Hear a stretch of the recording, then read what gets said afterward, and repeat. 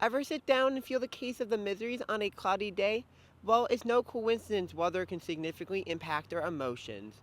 Different amounts of cloud cover is one of the main factors on how weather impacts mood.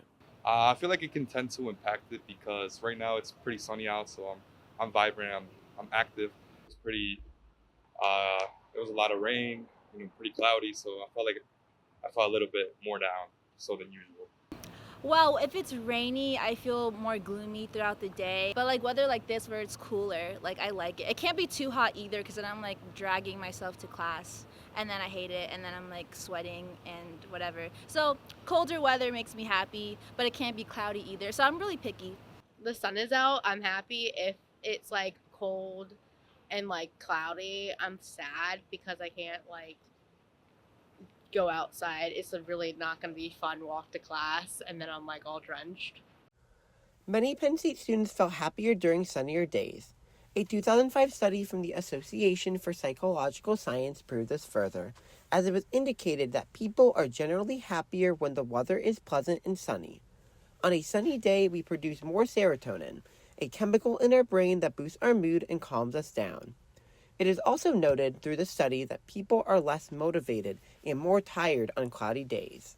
We feel generally sadder on a cloudy day because our brain has increased melatonin, which causes us to feel more drowsy. This shows more that the weather significantly impacts people throughout the year. It's not just about the weather, though. It's the varying sunlight that we receive throughout the year. During the fall and winter months, the tilt of the Earth's axis causes the northern hemisphere to receive reduced sunlight. These shorter days contribute to a form of depression otherwise known as seasonal affective disorder or SAD. This disorder affects about 17 million people in the United States. The impact of SAD differs by location, with individuals in the northern United States receiving the least sunlight and experiencing its strongest effects. There's a fair amount of people that have seasonal affective disorder, which is depression that comes about when the daylight diminishes in amount and sort of in quality. So usually that's the fall, and then they start to feel better in the spring again. A lot of times I have more people that are depressed kind of year round, and things get worse at in the fall and winter. Some people use some light therapy boxes um, for their depression, and that seems to help them a bit. But it is very true that, our mood can plummet in the wintertime when it's cloudy and overcast and cold. While cloudy skies can dampen our moods, these aren't the only issues that affect us when it comes to the weather. Heat is an increasing issue as our climate is changing. Hot days tend to make us feel more uncomfortable. Most of the United States experiences heat throughout the summer, but some southern regions of the country can endure high temperatures just about any time of year. Extreme heat is known to last longer and become more intense in the future as our climate changes at its fastest rate in history. Actually, people are more aggressive on high humidity and high temperature days. Actually, I found a research study that said that at baseball games, the pitcher is more likely to hit the batter on days that are hotter because of less tolerance and sensitivity to the higher temperatures. There's actually more riots, more murders on really hot days. So that's some ways that the higher temperatures can really affect our mood. I think our tolerance just goes down when we're really hot and sticky. Heat is one of the most deadly forms of weather, killing about 1,000 people in the United States every year. However, in the past several years, this number has increased to an annual number of 1,500 to 2,000 deaths. As our climate continues to change, deaths from heat-related illnesses may continue to increase. We can experience heat stroke and heat exhaustion if we are not mindful of how long we spend in the extreme heat.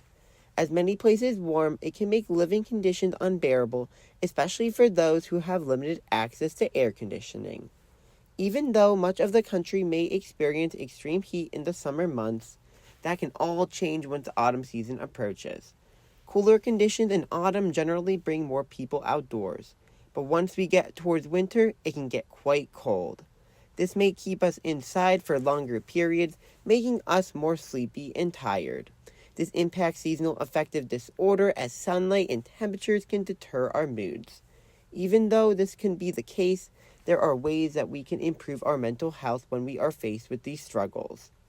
We can just push ourselves on gloomy days to say, every day is worth pushing ourselves, regardless of the weather. We really still do have the same energy level and drive. Sometimes we can just give ourselves permission to say, oh, it's gloomy out. Let me stay home and under the blanket and on the couch. But honestly, we can just still push ourselves and try and make the best of every day, regardless of the weather. Maybe it's going to deter some outdoor activities, but certainly we can always, find some indoor activities as a substitute for a while. And maybe then when the sun comes out, we can, go out and do the outdoor activities.